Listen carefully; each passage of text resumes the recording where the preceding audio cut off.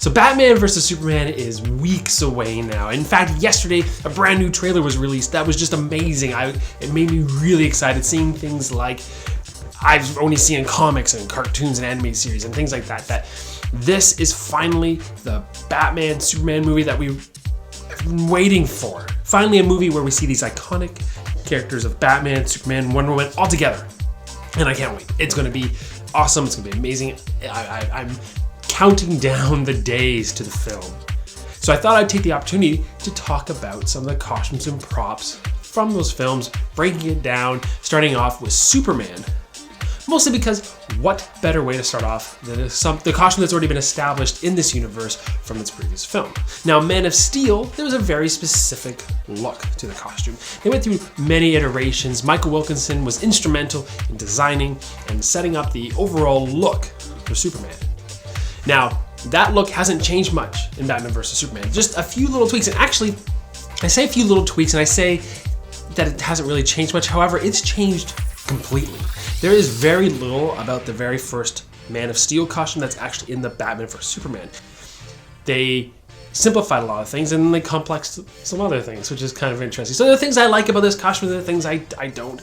But starting from the top, basically, the cape is completely new material. The previous one had a double-sided suede like material that had no seams. This one is much more of a corded material. Very different. Again, two-sided. Regal. Thicker though, definitely thicker. You can see that in pretty much any screen capture or close-up that you've seen. It's very different. Next down you have the S, and the S itself has been changed. Overall, the same basic shape of the stylistic S that they went with initially is there, but they added this new scroll look to it.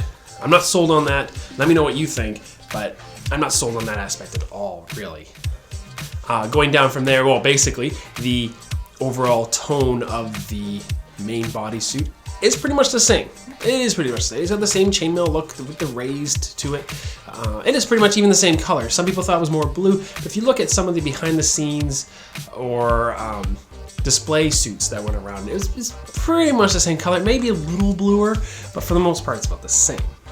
The details, though, from then on are different, completely different.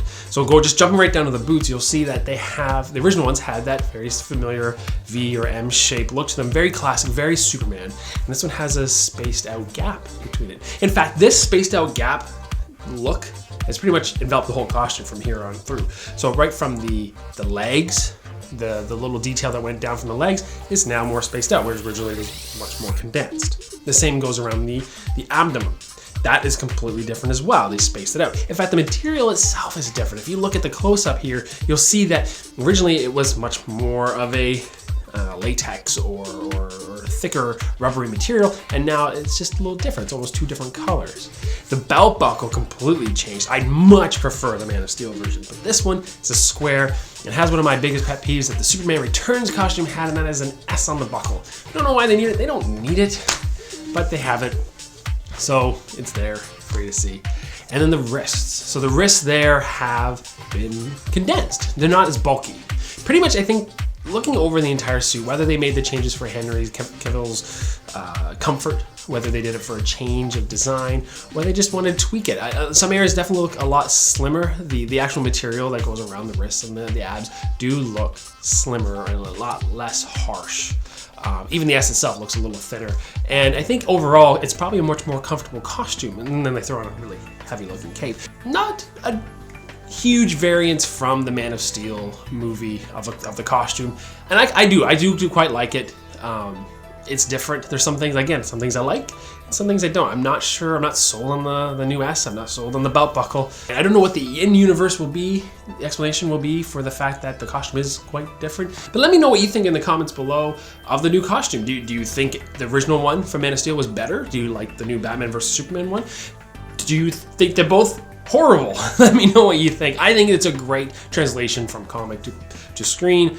I look forward to seeing it. Every time you see it in motion with the whole silver coming through and very metallic, organic, metal armor look to it, I completely bought into it and really enjoyed it after seeing it in motion in the theater, and so I'm much more happy with it now. So I like it.